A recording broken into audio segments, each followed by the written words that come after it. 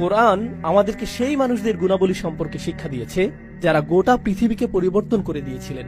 কারণ আমরা গর্ব সহকারে বলতে পারি যে এই কোরআন 23 বছর ধরে নাজিল হয়েছে এবং এটা গোটা পৃথিবীকে পরিবর্তিত করে দিয়েছে। পৃথিবীকে পরিবর্তন করতে চাইলে পৃথিবীর অনুসরণ করলে চলবে না, আপনাকে নতুন কিছু করতে হবে, না হলে এটা সম্ভব না। অন্য সকলে যা করছে তা আপনাকে চ্যালেঞ্জ করতে হবে, কোনো পরোয়া করবেন না, আপনাকে এটা করতেই হবে, আপনাকে উঠে দাঁড়াতে হবে এবং এটা করতে হবে। আপনি কোনো প্রথার অনুসরণ করবেন না, বরং আপনাকে প্রথা ভঙ্গ করতে হবে। আপনি নিজের মূলনীতি অনুসরণ করে চলবেন, আপনি সাবিক হয়ে উঠবেন। আর সাবিকদের সাথে কি ঘটে? সেই মানুষগুলো যখন শুরু করে সকলে তাদেরকে কি বলে? উন্মাদ। সকলে তাদেরকে প্রত্যাখ্যান করে, সকলে তাদের সন্তানদেরকে এদের ব্যাপারে সতর্ক করে, এই মানুষগুলোর অনুসরণ করো না, তারা এমন কিছু করে যা অন্য কেউ করে না, এরা অদ্ভুত, এরা আজব। আর সাবেকুনরা যখন এই সকল সমালোচনা, এই সকল আক্রমণ, প্রতিনিয়ত নিরুৎসাহিত করা মন্তব্য এবং বর্জনের শিকার হয়, তারা নিজেদের অনুপ্রেরণাকে প্রভাবিত হতে দেয় না, তারা নিজেদের অনুপ্রেরণাকে প্রভাবিত হতে দেয় না, তারা এতে প্রভাবিত হয় না, বরং তারা সামনে অগ্রসর হতে থাকে। আর আল্লাহ এ ধরনের মানুষদের ক্ষেত্রে কি করেন? তিনি তাদেরকে পরীক্ষা করতে চান যে তারা কি আসলেই সাবিক হতে চায় নাকি অনুসারী হতে চায়। আর এক পর্যায়ে তারা সফল হন, অবশেষে আল্লাহ তাদেরকে বিজয় প্রদান করেন। আর যখন আল্লাহ তাদেরকে বিজয় দান করেন, জানেন কি ঘটে? অন্য মানুষরা তখন তাদেরকে অনুসরণ করে। এটাই আল্লাহর নির্ধারিত নিয়ম। এটা শুধুমাত্র রাসূল সাল্লাল্লাহু আলাইহি ওয়াসাল্লামের সিরাতেই ঘটেনি, বরং এটা পৃথিবীতে সব সময়ই ঘটেছে। এটাই আল্লাহর নির্ধারিত নিয়ম। অদ্ভুত ধারণার অধিকারী এমন মানুষ রয়েছে। উদাহরণস্বরূপ কেউ বলতে পারে যে আমি মিনি কাপকেক উৎপাদন করব। এটা শুনতে অদ্ভুত মনে হয়, কেউ তো এটা কিনবে না। আর তারপর তারা নিজেদের গ্যারেজে এই স্টুপিড কোম্পানি শুরু করে, আর তারপর এটা সর্ববৃহৎ কাপকেক কোম্পানিতে পরিণত হয়। এটা বিশাল আকার ধারণ করে। এরপর সকলে তাদেরকে অনুসরণ করতে চায় এবং তাদের ধারণার পুনরাবৃত্তি করতে চায়। কেন? কারণ তারা নতুন কিছু শুরু করেছে। কেউ ঝুঁকি নিতে আগ্রহী না, কারণ কেউ নিশ্চিত না যে এটা কাজ করবে কিনা। সম্ভবত এটা ব্যর্থ হবে। যখন এটা সফল হয় তখন আমরা তা অনুসরণ করতে প্রস্তুত। আজকের দিনে পৃথিবীর যে সকল জাতি সবচেয়ে শক্তিধর, যে সকল জাতি অর্থনৈতিক দিক থেকে সবচেয়ে শক্তিশালী, সাংস্কৃতিকভাবে শক্তিশালী, কৌশলগতভাবে শক্তিশালী, সামরিকভাবে শক্তিশালী, তাদের সকলের মধ্যে অভিন্ন একটা জিনিস আপনি পাবেন। তারা উদ্ভাবনকারী জাতি, তারা গবেষণা এবং উন্নয়নের জাতি, তারা প্রচুর নতুন জিনিস আবিষ্কার করে, তারা বিজ্ঞানের জগতে সর্বদাই সাবিক, তারা চিকিৎসা বিজ্ঞানে বিভিন্ন শাখা নিয়ে গবেষণায় সাবিক। আপনি কাফিরদেরকে অভিশাপ দিতে পারেন, তাদের প্রতি রাগান্বিত হতে পারেন, কিন্তু আপনার মায়ের যদি কোনো অপারেশনের প্রয়োজন হয়, সামর্থ্য থাকলে আপনি পশ্চিমা দেশগুলোর সেরা হাসপাতালটিতেই যাবেন, কারণ সেসব ক্ষেত্রে তারা সাবেকুন। অন্য কোথাও না গিয়ে আপনি সেখানেই যাবেন। আপনি তাদেরকে ঘৃণা করেন, তাদের বিরুদ্ধে এটা সেটা বলেন, কিন্তু তাদের বানানো মোবাইলটাই আপনি কিনেন। কোন মুসলিম দেশে প্রস্তুত মোবাইল না। যেমন আমরা যদি মুসলিম ফোন নাম দিয়ে কোনো মোবাইল বানাই, মানুষ এটা তেমন কিনবে না। যখন গাড়ি কেনার প্রয়োজন হয়, আপনি আব্দুল করিমের একক উদ্যোগে নির্মিত গাড়ি কিনেন না। কেন নয়? কারণ সেই লোকগুলো গাড়ি প্রস্তুতে সাবেকুন হয়ে গিয়েছে, তারা মাইক্রোচিপ প্রযুক্তিতে সাবিক হয়ে গিয়েছে, তারা চিকিৎসা বিজ্ঞানের গবেষণায় সাবিক হয়ে গিয়েছে, তাই না? আর যখন তারা সাবিক হয়ে গেল, গোটা পৃথিবী তাদের উপর নির্ভর করতে শুরু করলো। পৃথিবী তাদের উপর নির্ভর করতে শুরু করলো। কিন্তু মূল বিষয় হলো, কোন জিনিসটা তাদেরকে এত শক্তিশালী করেছে? এটা কি তাদের প্রাকৃতিক সম্পদ? এটা কি জ্বালানি তেল? এটা কি প্রাকৃতিক গ্যাস, খনিজ সম্পদ? এটা কি প্লুটোনিয়াম? না, এটা চিন্তা শক্তি। বিশ্বের পরাশক্তিগুলো তাদের সমাজে এমন সংস্কৃতি সৃষ্টি করেছে যেখানে তারা বলে, আমরা চাই তুমি পর্যবেক্ষণ চালাও, আমরা চাই যে তুমি নতুন নতুন বিষয় চেষ্টা করো।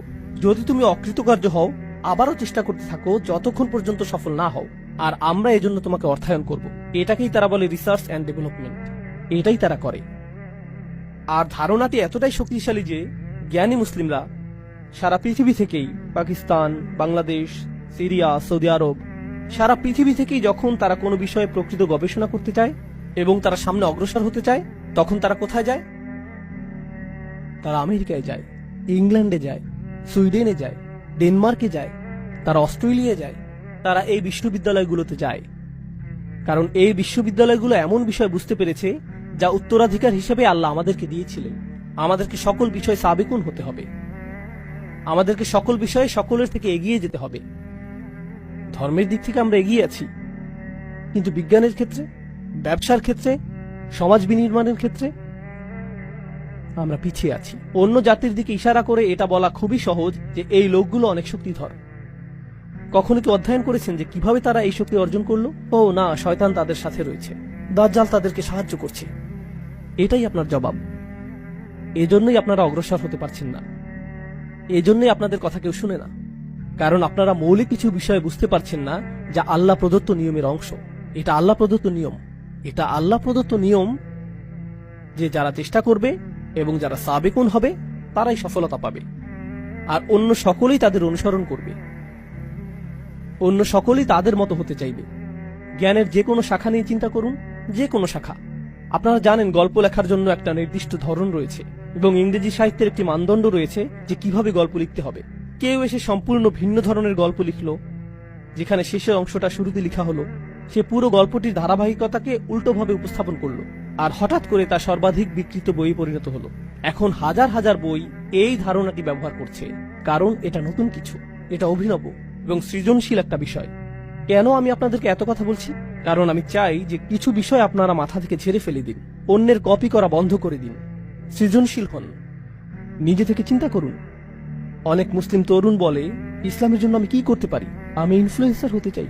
আসলেই আপনি ইনফ্লুয়েন্সার হতে চান? আপনি নিজেই তো ইনফ্লুয়েন্সের মধ্যে রয়েছেন। নিজেকে জিজ্ঞেস করুন কেন আপনি ইনফ্লুয়েন্সার হতে চান। ও, কারণ আমি অমুককে দেখেছি সে এরকম ইনফ্লুয়েন্সার, বিষয়টা অসাধারণ, তাই আমিও এরকম হতে চাই।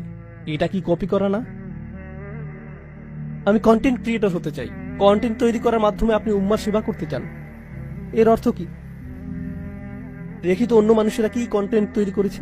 ও, এটাকে কপি করতে হবে কারণ এটা এখন ট্রেন্ডিং, তাই এমন কিছু তৈরি করি যা ভাইরাল। এমন হ্যাশট্যাগ ব্যবহার করব যা অন্য সকলে ব্যবহার করছে। কপি, কপি, কপি এবং কপি। আপনি জনপ্রিয় বিষয়ের পেছনে ছুটছেন। প্রযুক্তিগত বিবেচনায় আপনি নতুন কিছু করছেন, কিন্তু মনস্তাত্ত্বিক বিবেচনায় আপনি সেই একই জিনিস করছেন যা হাজার হাজার বছর ধরে করা হচ্ছে, কপি করা।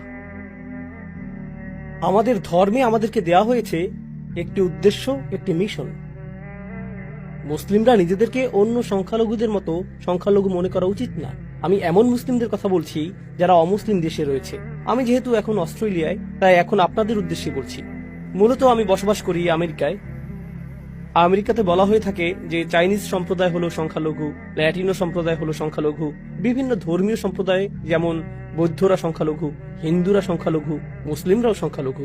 আমরা শুধুমাত্র সংখ্যালঘু সম্প্রদায়। লক্ষ্য করুন, আপনাকে চিহ্নিত করার জন্য আপনি অন্য কাউকে সুযোগ করে দিচ্ছেন।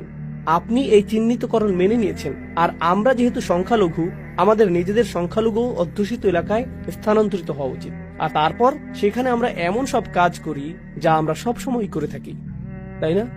আমরা বড় চিন্তা করছি না।